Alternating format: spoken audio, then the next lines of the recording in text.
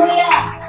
Praise God! Sige po tayo na lahat ay makakaupo na. Salamat sa Panginoon sa araw na ito. Amen? At sige po, bumati po tayo ng ating mga nasa likod. Sabihin po natin, nagagalang ako at ikaw ay narito. Amen. Praise the Lord. So, purihin po ang Panginoon sa umaga po ito at ngayon po hindi na po tayo makakatagal pa. At salamat po sa lahat ng ating mga kapastoran na rito sa bawat mga outreaches. Kanya-kanya silang galing sa kanilang mga lugar. Salamat sa Panginoon at pinili ninyo. Amen. Na pumarito. Amen. Upang tayo po ay magsama-sama, magpalakasan at higit sa lahat agapin natin ang biyaya ng Diyos. Amen. Kaya po ngayon po umaga, hindi na po tayo makakatagal pa. Tuloy-tuloy na po tayo sa mensahe ng Lord. Sa umaga po ito, at bago po makalimutan, yan, mga ating kapatid mula sa Hanggang Bulacan, ang ating Sister Tessa. At mamaya po ay mag-minister po siya. Mag-minister naman po siya sa ating mga kapwa, mga kananayan mamaya. So, healthcare naman tayo mamaya. Yan. So, and then of course, di po sa ating anak, ayan, nandito po. Actually, sila po ay ating dati ng kasama. Amen. At salamat sa Panginoon dahil napakasagana ng kanyang pag-ibig, ng kanyang pagmamahal. At tayo po lahat ay, natutuwa at nagagalak na sila ay muli natin makasama. Let us welcome, palakpakan po natin ang Lord sa kanilang buhay, ang ating kapatid, Brother Ramyan and Sister Sam. So, salamat po sa Panginoon. At sila po ay kasama po natin sa ating pananambahan sa umaga po ito. So, now let us continue to open our Bible in the book of 1 John chapter 4, verse 9 to 10. Sige po, ang sabi po dito, sabi niya, this is how God showed His love among us. He sent His one and only Son into the world that we might live through Him. And verse 9, has 10. Yes, sorry. Yan. Sige, sa Tagalog, ito ang tunay na pag-ibig. Hindi tayo ang umibig sa Diyos, kundi siya ang umibig sa atin. At isinugod niya ang kanyang anak upang akuin ang ating mga kasalanan para sa kapatawaran natin. Okay. So, ito po yung sabi niya, this is love. So, ano daw yung love? Palagay ko, lahat tayo nakaranas nito. Umibig tayo, nagmahal tayo. Tama po ba? So sabi niya, this is love, not that we love God, but that He loved us and sent His Son as an atoning sacrifice for our sins. So salamat sa Panginoon sa kanyang pag-ibig. Amen. Palakpakan po natin ang Diyos. Hallelujah. Sa umaga po dito, ang nice po umaga, sabi nga po, lagyan po natin ang pamagat, deeper relationship with God. Amen. Deeper relationship with God. Ito po yung bagay na to na kailangan po tayo ay magpalalim pa. Amen. Huwag po tayong makontento ng ating kalalagayan sa ating ngayon sa Panginoon. Bagos, sabi po, mag-goal pa tayo, maghangad pa tayo, namasikip natin, mapalalim ang ating relasyon sa Diyos. Amen. Sa mga magkaibigan, mga barkada, mga mag-asawa, mga mag-girlfriend, mga boyfriend, po nila, binalalangin po nila kanilang mga relationship sa bawat isa. Ayan, nakuha po. Ayan. So ngayon po, dapat din po tayo na kung paano natin pinalalalim ang ating relationship. Alam niyo po yung relationship ay, continuous, process, no? Yung relasyon. Ito ay patuloy po yun ng proseso. Kaya sabi nga po, sa mag-asawa ganun din po, hindi yan dahil kayo ay nag-silver wedding na kayo, nag-golden wedding na kayo, ay tama na. No po, hindi yan humihinto. Tama po? Hindi po yan humihinto. Bagos ito po ay lalo natin, lalo natin pinalalalim. Amen? Yung ating relationship. At ito po isang indication na ang isang relasyon na habang tumatagal, ay lalong lumalalim. Amen? At nagkakaunawaan. So ito po yung isang relationship na dapat tayong mga anak ng Lord ay kailangan natin. Amen? So deeper relationship with God. Kasi po sa panahon po ngayon, ito po dapat ang kailangan nating piliin. Amen? Magising man tayo, matulog man tayo. Amen? Dapat ang lagi nating piliin ay lumalim tayo sa ating relasyon sa Diyos. Amen? Bakit po? Kasi alam po natin na marami na pong mga bagay sa mundo ang pwede humatak sa'yo, papalayo sa Diyos. Are you with me, church? Amen. Maraming mga bagay na inilalagay ang kaaway sa mga anak ng Diyos para hatakin sila palayo sa Panginoon. Kung kaya't ito po ngayon, na kailangan tayo mga Kristiyano ay magiging aware. We must be aware. Kinakailangan natin magkaroon tayo ng kamalayan. At tayo mismo dapat malaman natin, maintindihan natin kung ano ba talaga ang state ng ating relationship sa Lord. Ano ba ang kondisyon ng ating relationship sa ating Panginoon? Kaya po, sa umaga po ito, mayroon lang po tayong apat na bagay na ating pag-uusapan sa umagang ito kung paano po natin mapalalim pa. Amen? Sino po dito naniniwala na malalim na siya sa Panginoon? Gusto ko po makita ang mga kamay. Ayan. Amen? So, praise God. So, pag sinabi po natin malalim, kagaya po ng isang magulang sa anak. Sabot po tayo. Ang isang magulang sa kanyang anak. Kapag malalim ang relationship nila, kahit anong pagalitan, kahit araw-araw pagalitan ng magulang ang kanyang anak dahil sa kanyang pagmamahal sa kanyang anak, hindi magagawa ng isang anak na talikuran at iwanan ang kanyang magulang na nagmamahal sa kanya. Amen? Kahit araw-araw yan. Kahit masabihin mo siguro kung ano pa yung masakit na ginagawa, no? May isang magulang sa kanyang anak, hindi na rin magagawa. Bakit? Kasi in the first place, alam ng anak na hindi lang basta-basta pagmamahal ang iniuukol sa kanya.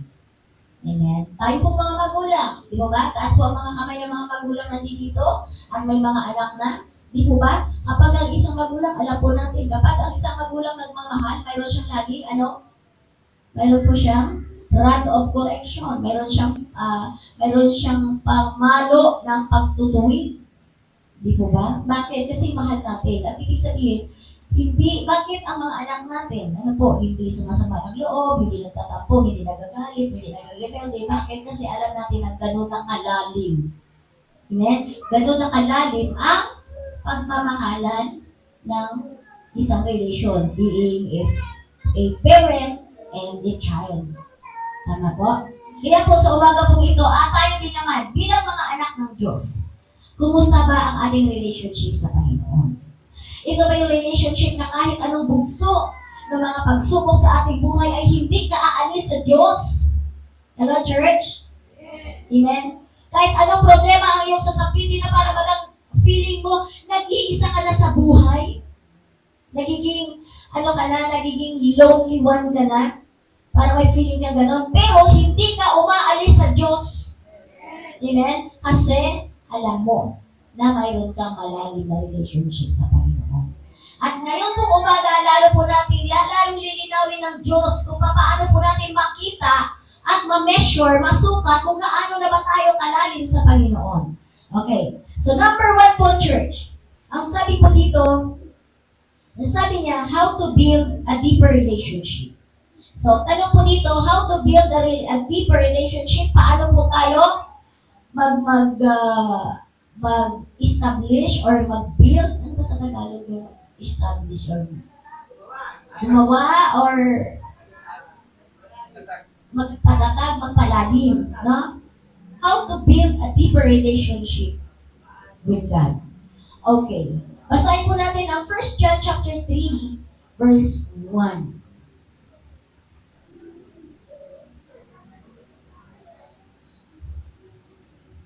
Sabi po dito, pag-isipan ninyo kung gaano kadakila ang pag-ibig ng Ama sa atin, tinawag niya tayong mga anak niya. Amen? So, ganito kadakila ang pag-ibig ng Diyos sa atin. Tinawag niya tayo. Amen? Na kanyang anak. Sabi niya, at tunay nga na tayo'y mga anak niya. Kaya hindi tayo nakikilala ng mga tao sa mundo dahil hindi nila kilala ang Diyos. Amen? So, meaning to say, dito natin malalaman na tayo, that we are building a deeper relationship because the world do not know you. So, ano po ibig sabihin nito? The world do not know you. Hindi ka kilala ng mundo. So, ibig sabihin, kaaway ka ng mundo. Amen? Dahil yun din naman ang sabi sa book of John. Sabi niya, ang sino mang umiibig sa mundo ay kalaban ng Diyos. Amen? Kaya tayo po na nagmamahal sa Panginoon, mayroon tayong malalim na relasyon sa Panginoon. Ang sabi po, wala na tayo sa mundo. Amen? Sabi niya, hindi kayo kilala ng mundo. Kaya nga, di ba? Marami ang, rejected tayo. Hello? Rejected tayo. Kaya, ikaw na Kristiyano, kapag rejected ka, huwag sumawa ang loob mo. Bago, sabi ko, magalak ka. Amen? Magsaya ka, magdiwang ka sapagkat nasa iyo ang paghahari ng Diyos. You are belong to the family of God. Amen. So ito po yun yung una. Para malaman natin na mayroon tayong deeper relationship to God, para hindi na tayo mag-iimo-imo. Di ba? Hindi na tayo magtatampo kapag hindi ka tanggap ng mga tao na walang malalim, na walang relation sa Panginoon. Huwag kang magtampo. Bago sabi ng Bible, magalak ka. Amen. Because greater is your reward. Amen. Takila ang iyong gantimpala. Amen? Bakit? Kasi ikaw ay mayroong malalim na relationship sa Diyos. Ikaw ay anak ng Diyos. Amen? At ang anak ng Diyos ay sumusunod sa salita ng Diyos. Amen? Yun na po yun eh. Kung bakit mayroong ayaw sa salita ng Diyos, isang patunay na hindi sila anak ng Diyos. Ano nga yan, doon pa rin yan sa 1 John. Pakilagay mo. Pastor Nico, paki-assist lang. Yun po yung sinasabi. Paano natin na tayo ay mga anak ng Diyos? Meron pa po ba dito nagdududa na siya ay anak ng Diyos? Yung ba nagtatanong, totoo ba na anak pa ako ng Diyos? Totoo ba talaga na anak ako ng Diyos? Yan. Meron pa po bang mga tanong yan? O sige po, ito, linawin natin. Sabi niya, ang anak ng Diyos ay tinutupad niya ang kanyang mga salita. Ang mga anak ng Diyos ay nakikinig sa kanyang mga salita. Yun po ang ibig sabihin. Ngunit sabi niya, ang hindi anak ng Diyos ay hindi nakikinig ng salita ng Diyos. At ayaw nila ng salita ng Diyos. So, sa tanong natin ay kanina, how to build a deeper relationship with God, ito po, na tayo po dapat ay, kailangan natin ang lumalim sa salita ng Panginoon. Because we are the children of God. Nandiyan dyan na?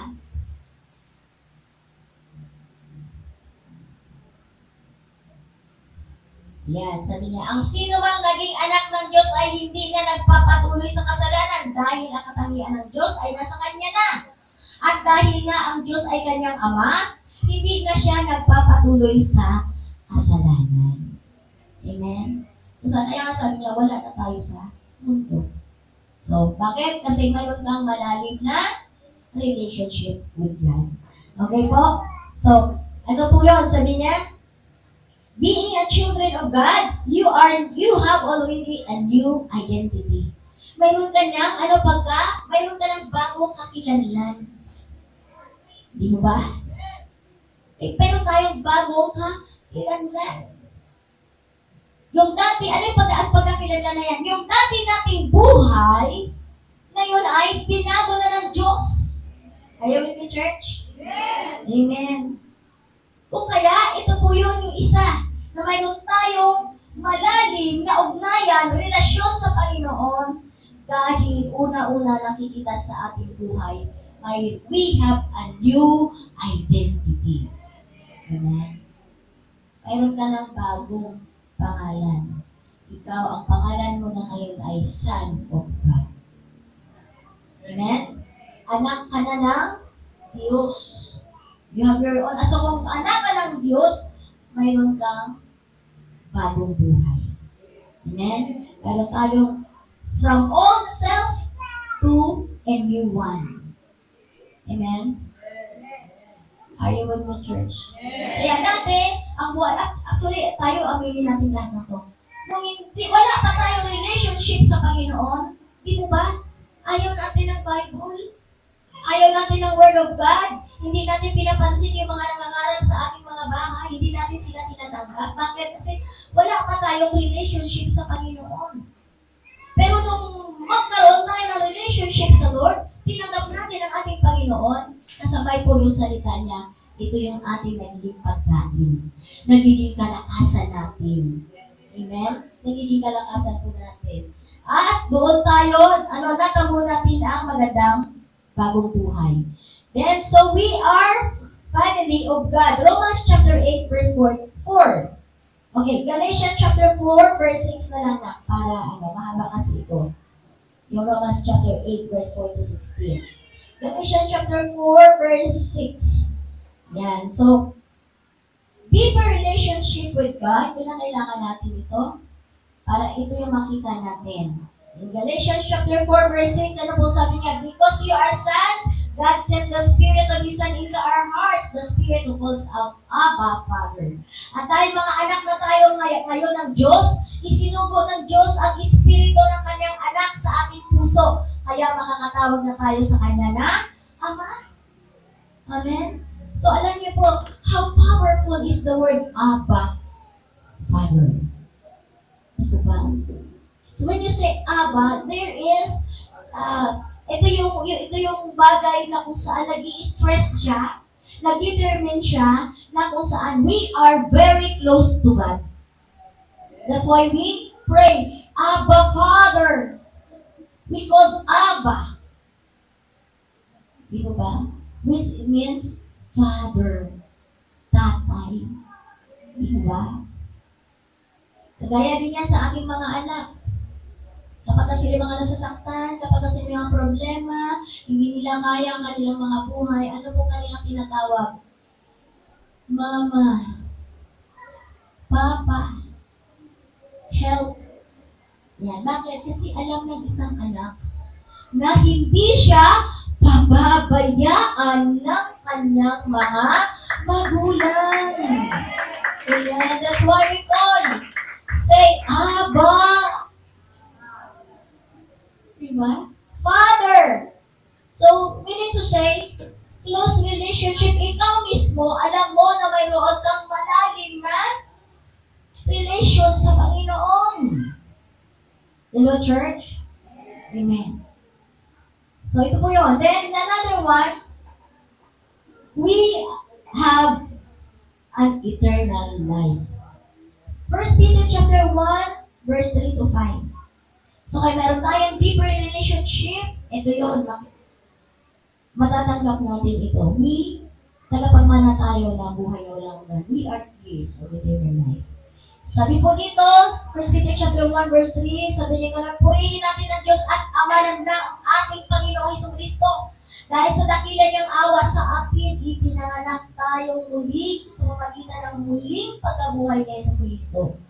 Ito ang nagbibigay sa atin ng malaking pag-asa na may nakakandang mana ang Diyos para sa atin. Ang manang ito'y nasa langit, walang kapintasan, hindi nasisira, at hindi kumukupas. Wow! Di po ba? Kaya kung titingnan po natin, sino ba tayo na magkaroon ka ng ganitong mana na ibibigay sa atin ng Diyos, ang buhay na walang hanggan? Sabi, hindi nasisira, hindi kumukupas. Ang sabi po ganon, at walang kapintasan.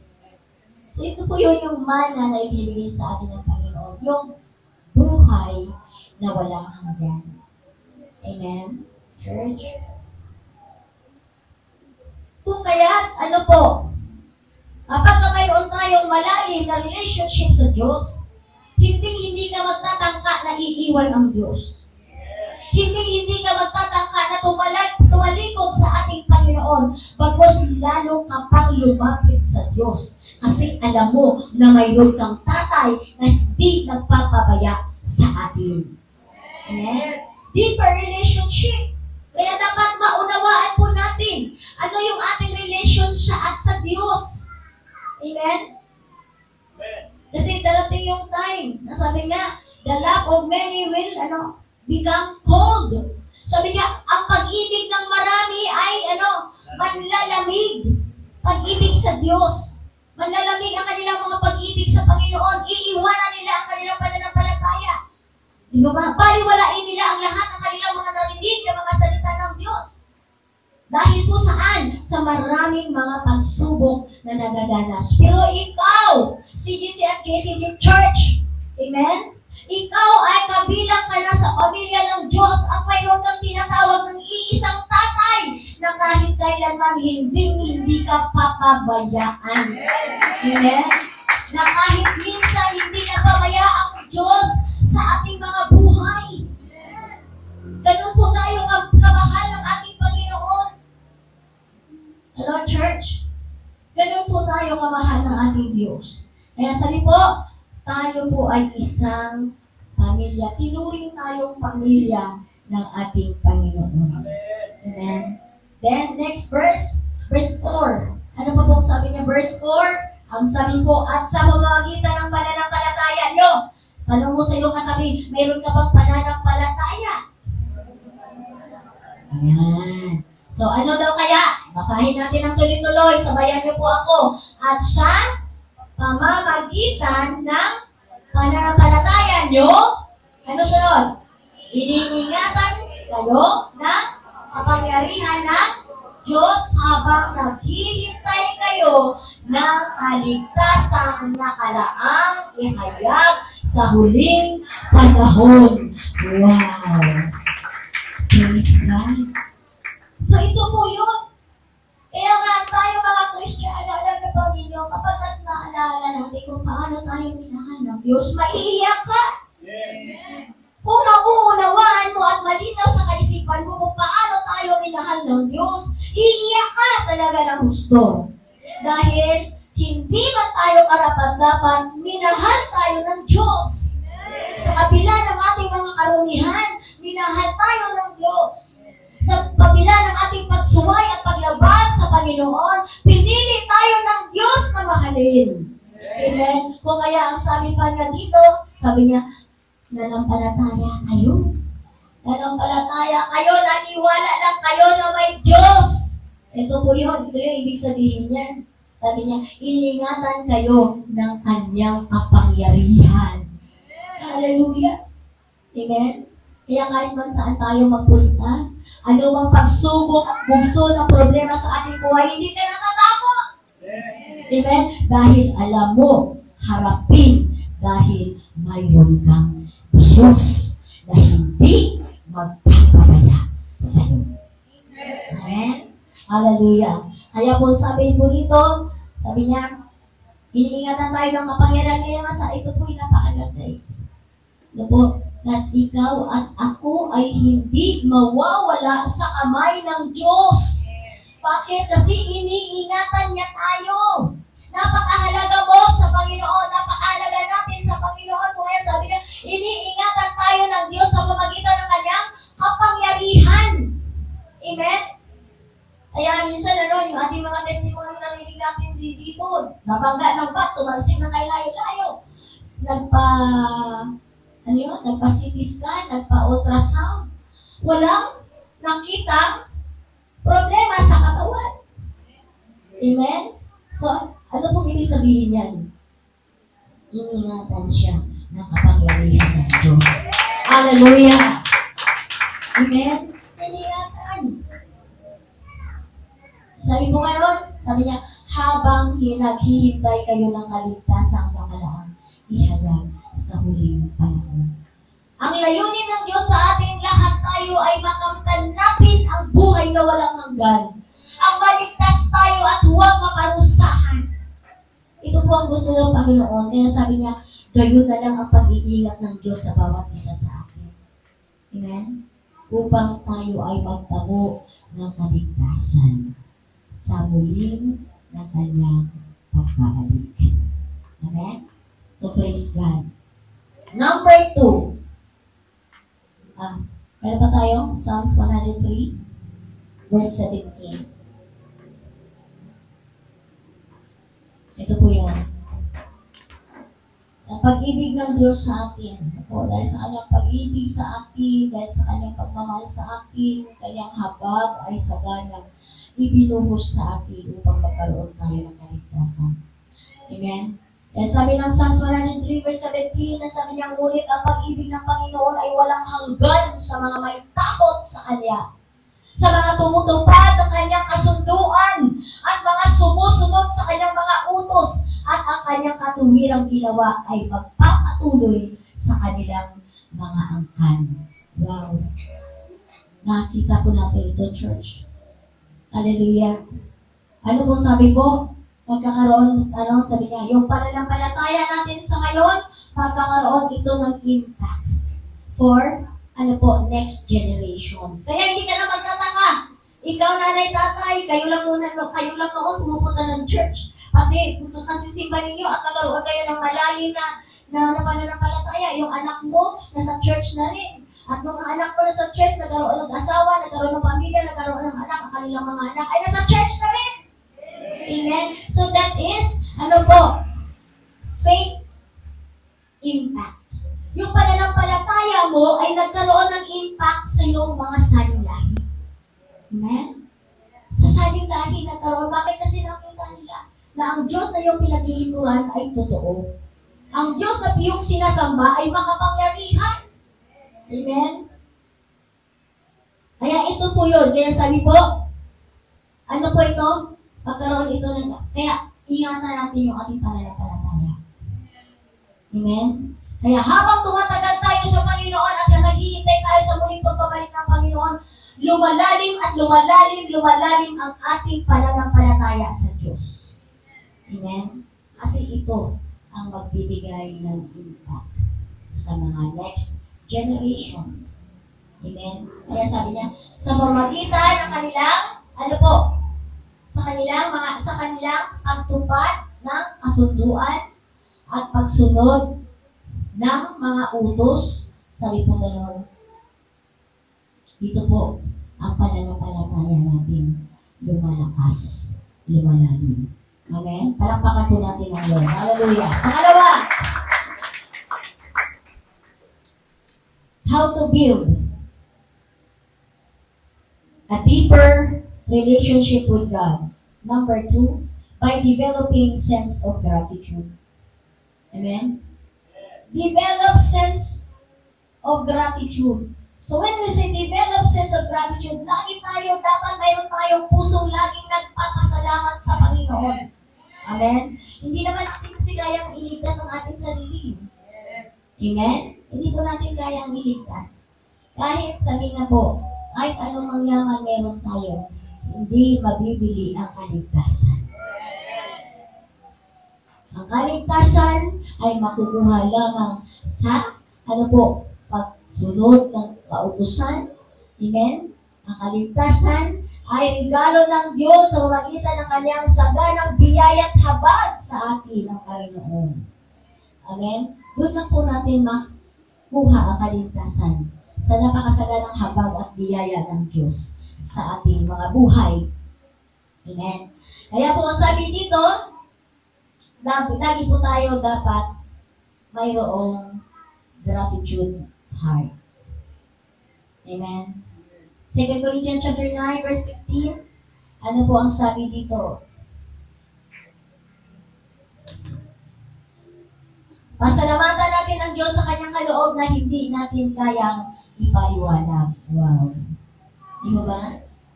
Kaya ba natin ipaliwanag yung regalo ng Diyos sa atin? Hindi po natin. Di ba? Tayo ma-amaze. Paano ako naligtas? Napakasalanan ko, hindi ako karapat-dapat. Di ba? Nasasabi natin yan. Kapag nananalo na talagang na ang pag-ibig ng Lord sa ating mga puso. Paano ako naligtas? Hindi ako karapat-dapat. Marami akong kasalanan. Diba? Pero hindi yun tinignan ng Diyos. Hindi yun nakita ng Panginoon. Amen? Bagkus, binuhos niya ang saganang habag sa atin. Upang sa ating pananampalataya ay magkaroon tayo ng kaligtasan. Hello, church. Amen.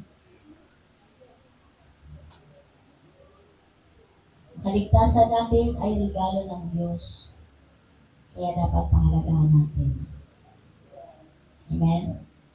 Pahalagahan po natin. Psalms 100 verse 4 to 5. Verse 4 to 5.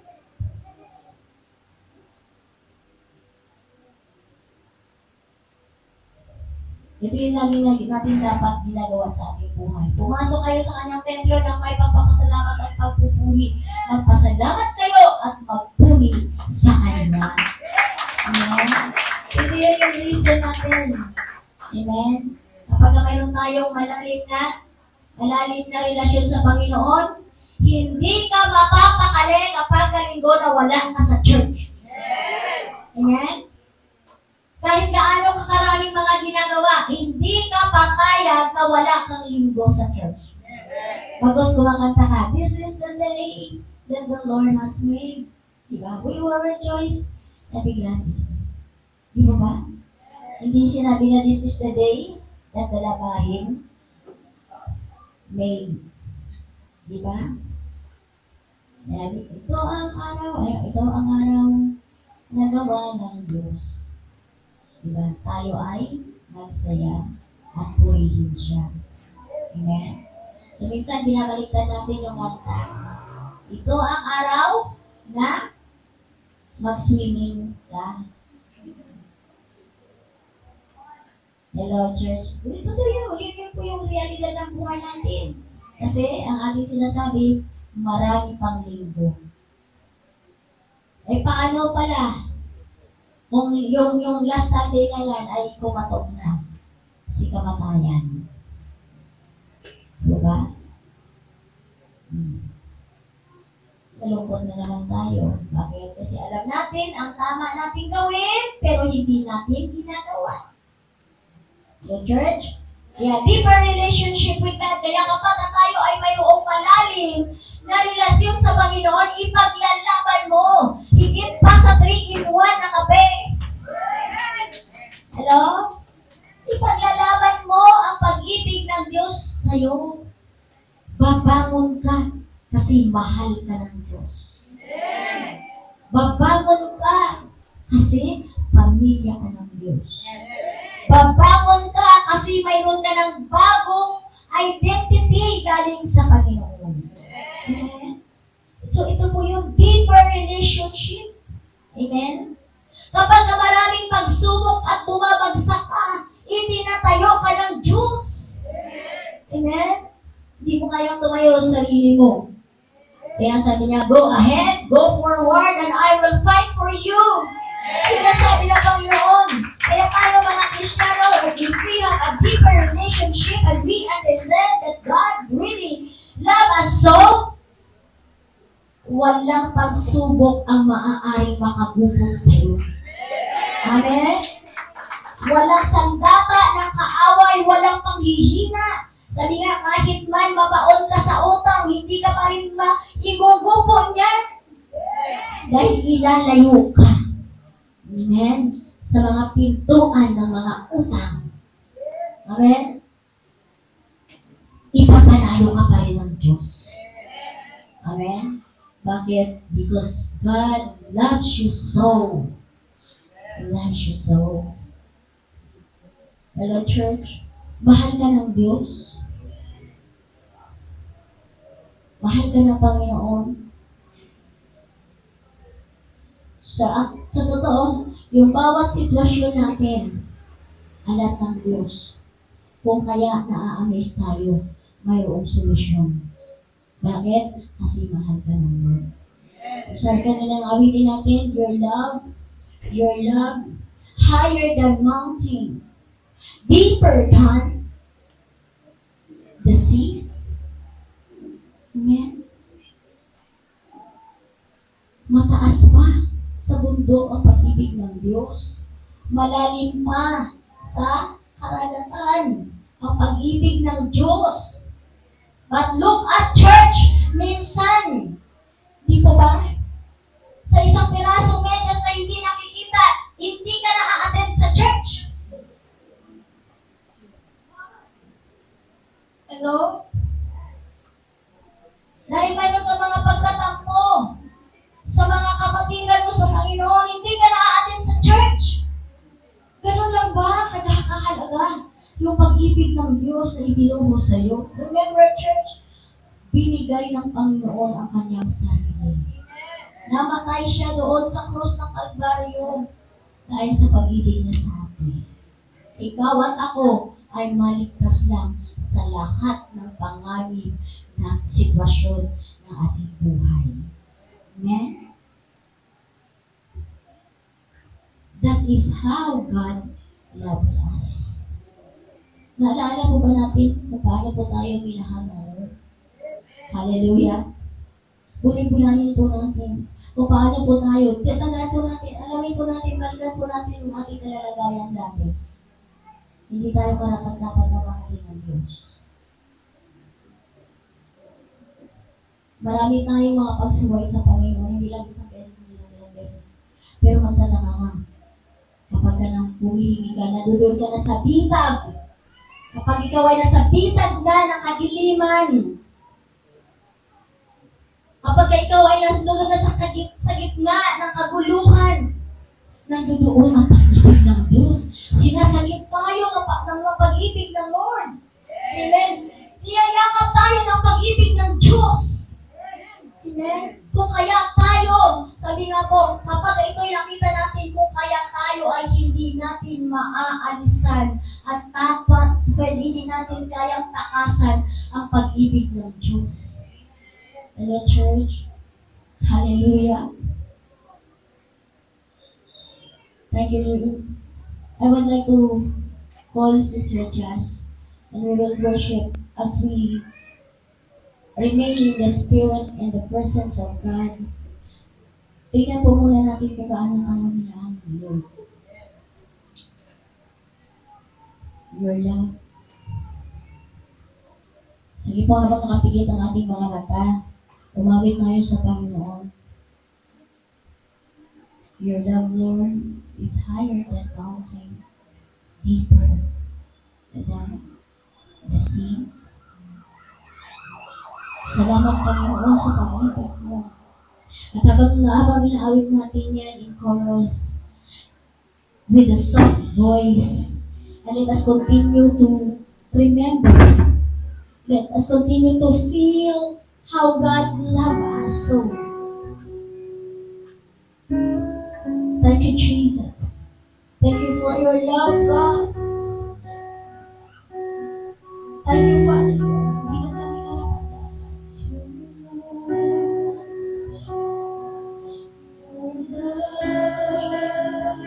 Higher than the heavens, stronger than the thousand seas. Your love, your love, constant through the seasons. Closer than the air I breathe. Your love, higher than the heavens, stronger than the thousand seas. Your love, constant through the seasons, closer than the air I breathe. Thank you, Lord. Thank you, Father God, as we feel how you love us this very moment. Lord, cultivate our hearts, Father God, that be always grateful to you. kami ng isang pusong lagi mapagpasalamat sa iyo. Dahil sa pag-ibig mo sa amin, Panginoon. Salamat, O Diyos. Napakalawak ang pag-ibig mo para sa amin. But Lord, sometimes, madali kami makaliwa. Nakabaliwala namin ito, Diyos. Kaya hayaan mo, Panginoon. Every time we pray to you, you are very attentive to us in our prayers. Mabilis kang tumugon sa aming mga dalangin. Lord, we thank you that you always manifested your love towards us. Salamat, Panginoon. Hallelujah. Kaya church, sagan ang pag-ibig ng Diyos sa buhay natin. Hallelujah. Makita natin yung ating kalalagayan. Minahal tayo ng Diyos. The love of God is unconditional. Minahal tayo ng Diyos na hindi siya nagbigay ng kondisyon. Minahal niya tayo dahil tayo ay tayo. Build always a gratitude heart. Magkaroon tayo lagi ng isang puso mapagpasalamat sa Panginoon. Dahil kung nagmahal man tayo, siya ang una. Ang totoo, siya ang una nagmahal sa atin. And with God, pang-apat, we always find forgiveness and reconciliation. Hallelujah. Lagi tayong nakakasumpong. Lagi tayong nakakatanggap ng kapatawaran sa Panginoon. Amen. Lagi tayong nagkakaroon ng reconciliation sa Panginoon. Because of His love. Dahil sa pag-ibig ng Panginoon, lagi tayong nakakatanggap. Hindi tayo binibilangan ng Diyos sa pagkakasala. Lagi siyang nakaabang ang kanyang lagi pagpapatawad sa ating mga buhay. Dahil Church. And then yung conclusion natin, Jeremiah 29:13, ano po sabi dito? You will seek me and find me when you seek me and find me with all your heart. Sabi ng Lord, kung hahanapin ninyo ako, sabi ko ganon, masusumpungan ninyo ako. Kung hahanapin ninyo ako ng inyong buong puso. Amen. Ito po yun yung hinihingi sa atin ng Lord, na ikaw at ako ay magkaroon ng malalim na ugnayan sa Diyos. Na lagi natin dapat hinahanap ang Panginoon. Higit sa lahat ng bagay na nais natin hanapin, hanapin muna natin ang Diyos. Sabi niya, masusumpungan natin siya. Amen? Ang makakasumpong sa Diyos ay yun lamang yung naghahanap sa Diyos ng buong puso. Sabi niya, you will seek me and you will find me. You will find me and you will seek me and you seek me with all your heart. You will find me and you seek me with all your heart. Church, ang lahat ay tumayo sa pagkakataon po ito.